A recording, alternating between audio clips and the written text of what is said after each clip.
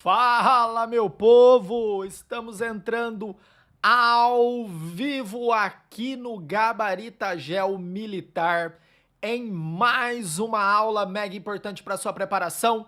Nós vamos trabalhar SpaceX, geografia, relevo. É uma temática complicadíssima dentro da geografia física que vai fazer o seu diferencial na prova da SpaceX. Você sabe que a prova da SpaceX pega pesado em geografia. E nós, do Gabarita Gel Militar, a maior plataforma especialista em ciências humanas para os concursos militares, vai te ajudar muito, muito, muito. Então, ó, já peço, deixa o dedão no like, se inscreva no canal.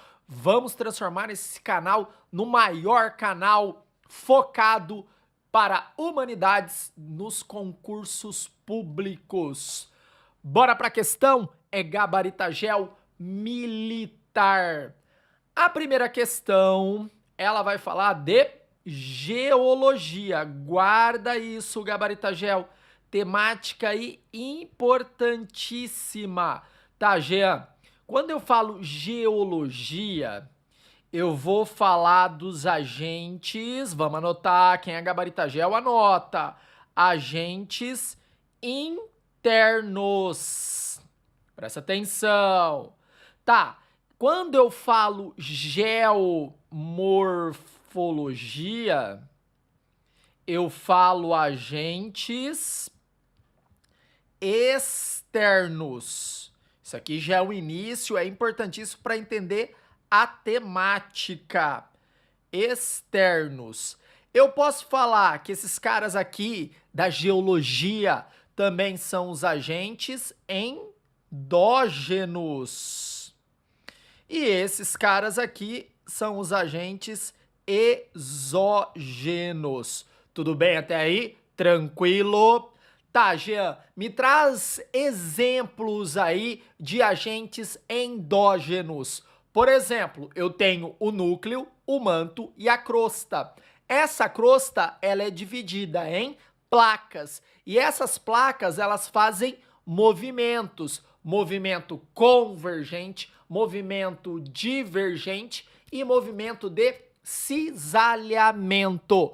Leva, Gabarita Gel, leva que é importante. Esses movimentos vão levar à formação do nosso relevo, dos nossos aclives e declives da superfície. Claro que não é somente isso, né? Você tem outros fenômenos também que vão esculpir esse relevo em superfície. Mas calma, o principal, aquele que dá o gatilho, são os movimentos provenientes das placas tectônicas. Esses movimentos, eles ocorrem na área de limites.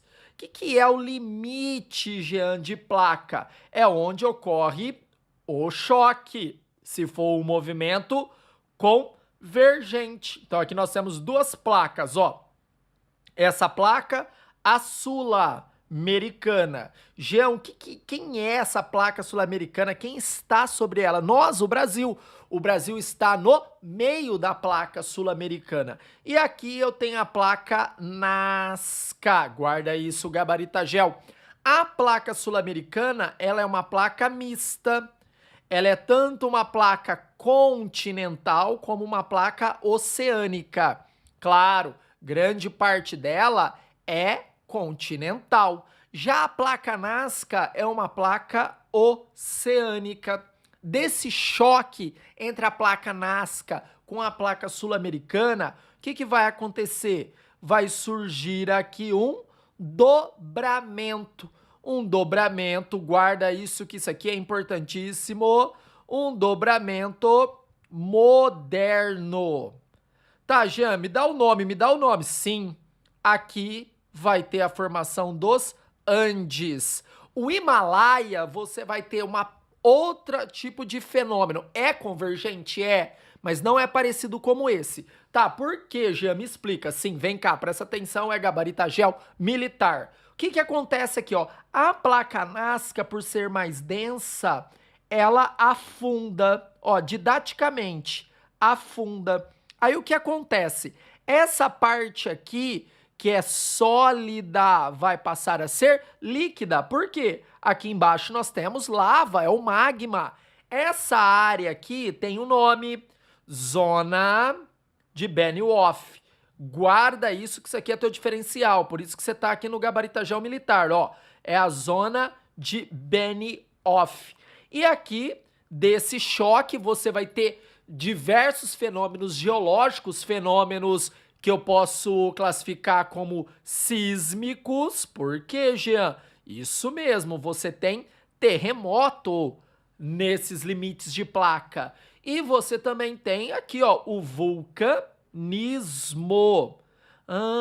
Jean, vulcanismo, se forma vulcão aqui pela diferença de pressão de fora e de dentro? Sim, sim. Tá, Jean, tem um nome específico esse cara aí? Eu acho que sim. Isso mesmo, tá mandando bem. Ó, é o convergente. Vocês vão ver onde eu vou chegar. Convergente por subducção. Subducção. Já lá no Himalaia, que eu comecei a falar com vocês, você também tem o movimento convergente, mas é diferentão, não disse para você? É por obducção, no qual nós temos duas placas continentais. Eu tenho de um lado a placa euroasiática e eu tenho de outro lado a indo-australiana. Então essas duas placas, elas são continentais, elas pressionam e dobram, formando o Himalaia. Ah, Jean, então o Himalaia também é um dobramento moderno? Sim, é um dobramento moderno, Himalaia, onde nós temos o Pico Everest com 8.848 metros. Guarda isso. Qual que é a diferença? É que lá eu tenho obducção. Então eu tenho uma placa continental aqui e outra placa continental aqui. Desse choque nenhuma vai ceder, porque as duas são parecidas, não é uma mais densa que a outra, como as placas continental sul-americana, como a placa oceânica Nazca. O que que acontece? Você tem uma dobra aqui, ó. Jean, tem vulcanismo? Não. Você só tem movimentos que vão gerar terremotos sísmicos. Tudo bem? É Gabaritagel. Bora para a questão. O relevo terrestre não é estático, mas é dinâmico, isso mesmo. O nosso planeta, ele é vivo, ele não é estático, não é parado assim, ó.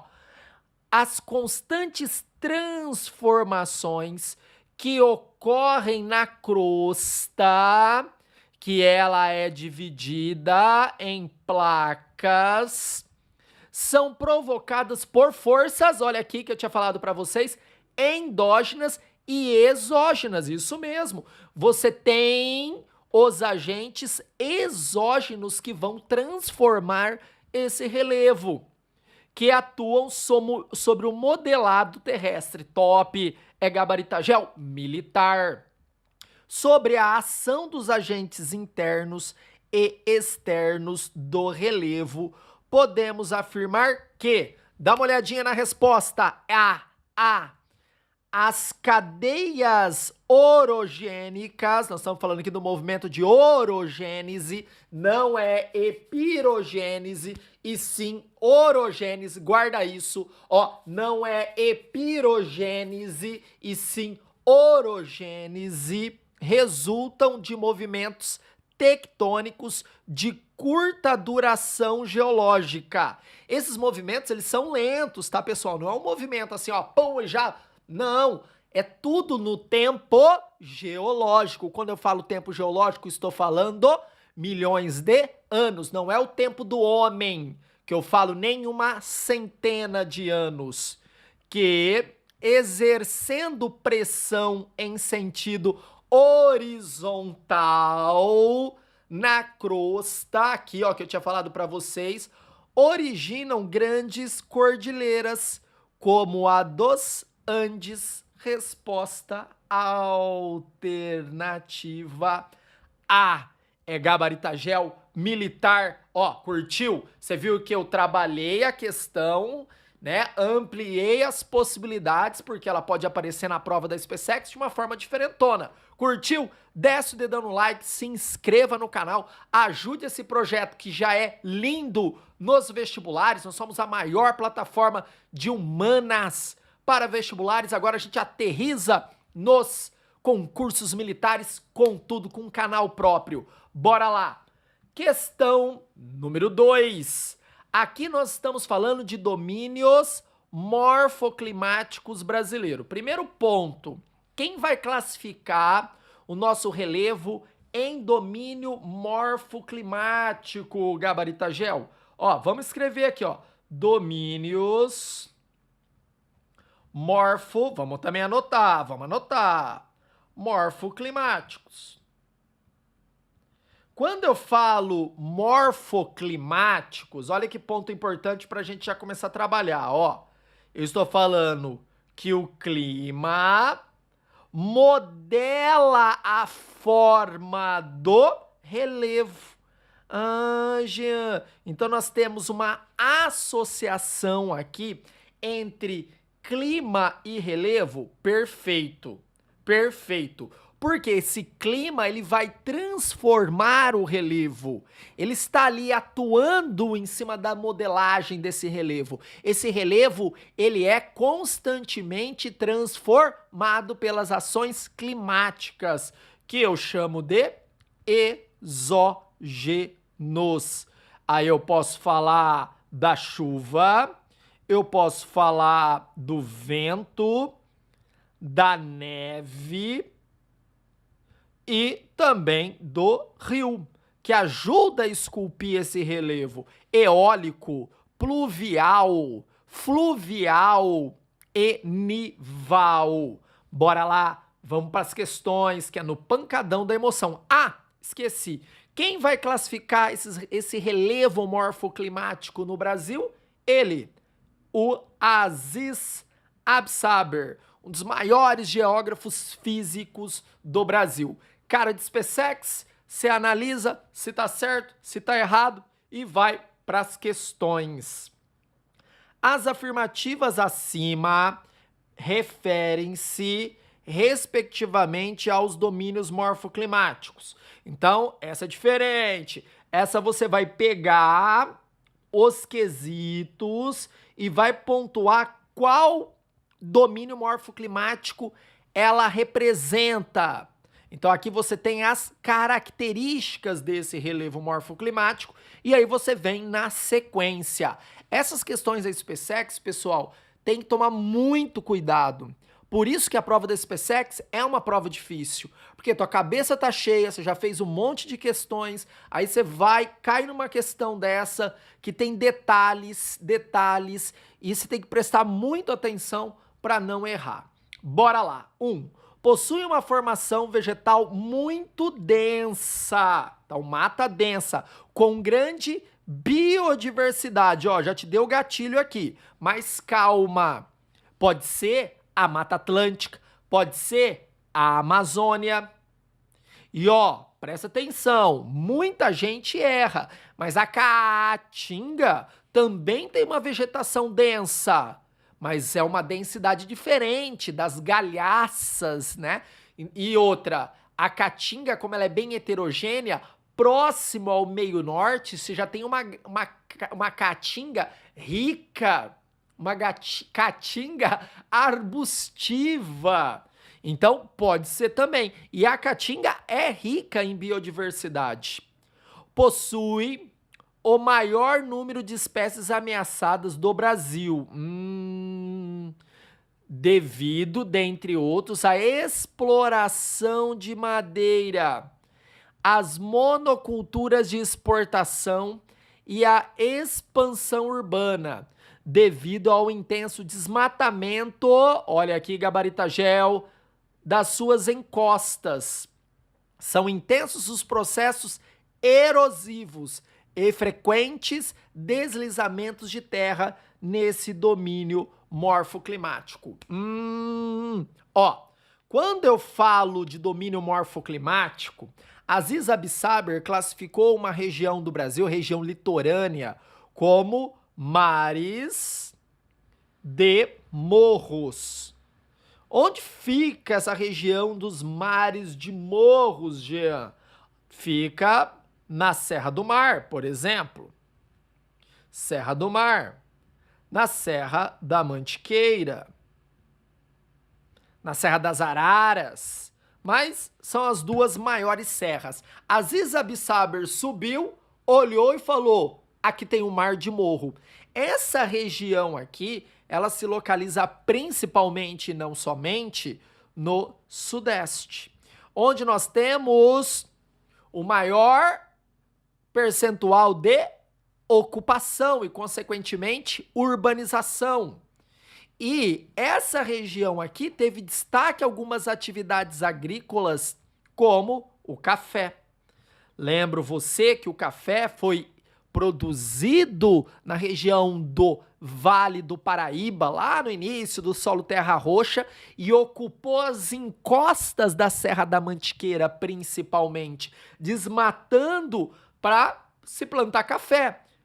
O café se adapta a uma temperatura mais amena, com uma pressão, com índice de pluviosidade, para que ele produza mais e produza um café de maior qualidade. Por isso se utilizou muito a Serra da Mantiqueira para a produção de café e não somente o Vale do Paraíba. E a gente sabe da expansão do café em direção ao interior de São Paulo, em direção ao norte, depois o norte do Paraná, região de Londrina, né? Atrás da ferrovia vem a cidade e a ferrovia foi atrás do café. O café foi procurando outras áreas de solo fértil, já que o solo terra roxa do Vale do Paraíba estava desgastado pelo constante uso desse solo para o plantio de café. Claro que depois o café vai para Minas, sul de Minas, né? Porque você tem essa área de mares de morros ali também.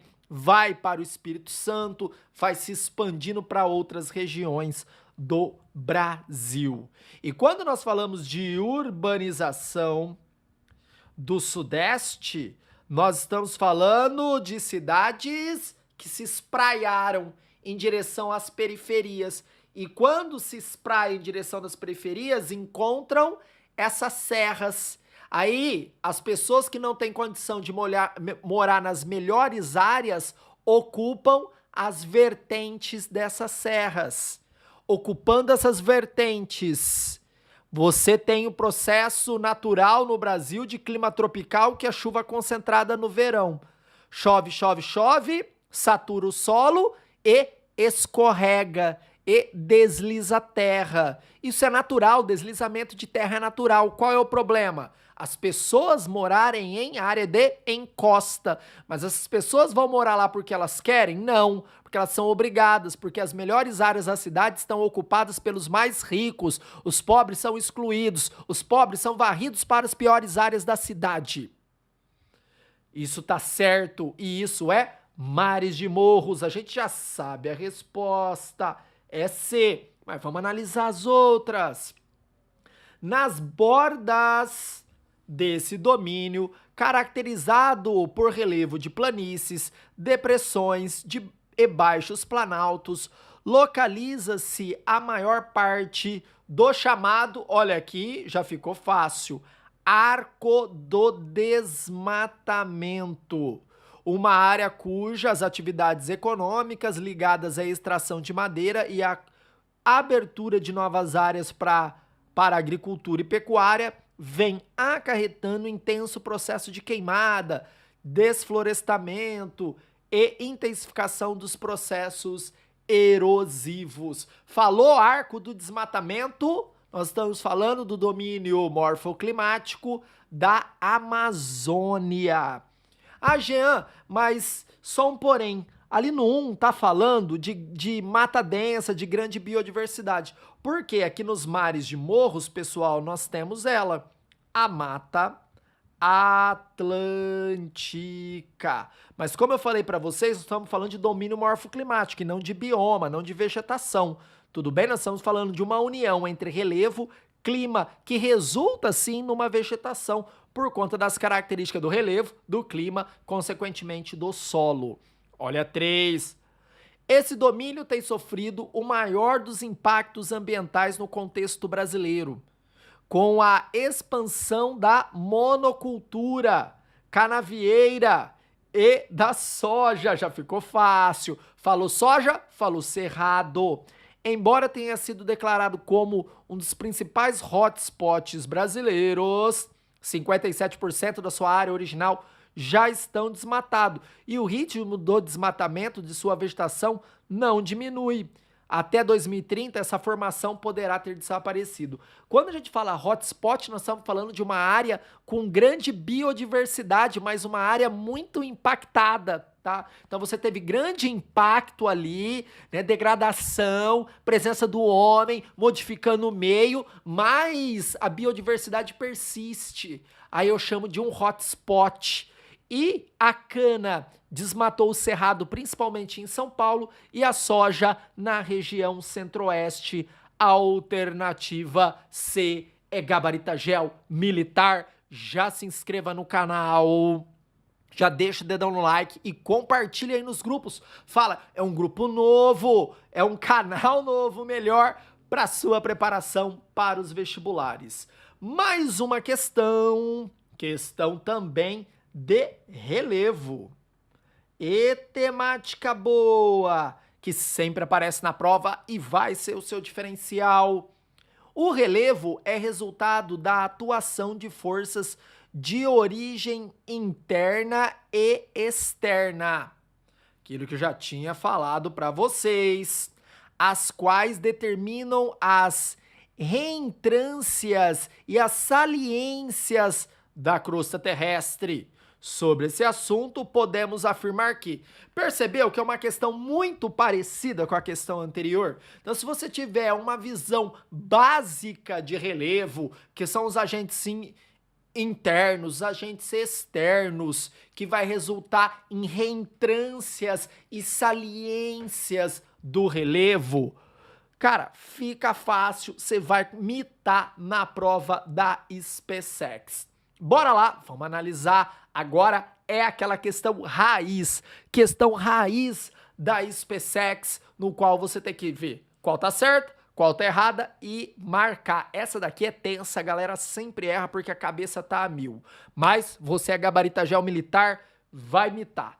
1. O surgimento das grandes cadeias montanhosas, como Andes, Alpes e Himalaia. Esses três caras são dobramentos modernos. Isso você já sabe, você já aprendeu nessa aula. Resulta dos movimentos orogenéticos, isso mesmo, caracterizado pelo choque das placas tectônicas. Isso tá certo, gabarita gel. Então, onde tem um, tá certo. O que que você vai fazer? Já riscar, ó. Aqui não é, aqui não é. Tua possibilidade de acerto já aumentou. O intemperismo químico é um agente esculpidor do relevo, tá certo? E para ter intemperismo químico, qual é o principal agente? A água.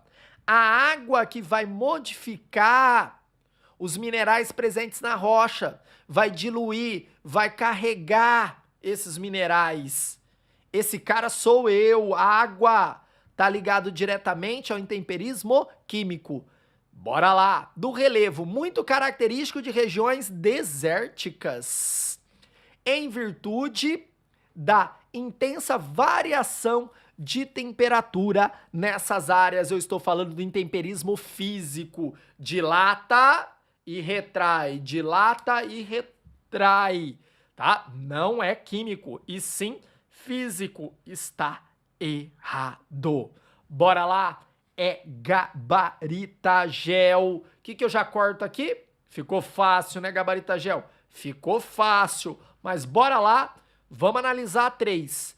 Extensas planícies como o do Ganges, Mekong, são resultantes do trabalho da deposição de sedimento pelos rios, formando as planícies aluviais. Isso mesmo, Gabaritagel, rios meandrantes, que são rios curvos, eles fazem um processo que eu chamo de escavar um lado e depositar no outro. Escava, deposita, escava e deposita, e vai desenhando o seu curso no momento que você fecha um dos canais do relevo a partir de um processo de sedimentação. Tá, Jean? Esses rios possuem grandes áreas de várzea, onde nós temos essa variação dos canais do rio. Sim, possui grandes áreas de várzea, e nessas áreas de várzea nós temos os meandros abandonados. Aula de hidrografia do Gabaritagel militar. Está correta, está correta. Olha a 4. Vamos pôr aqui um certo.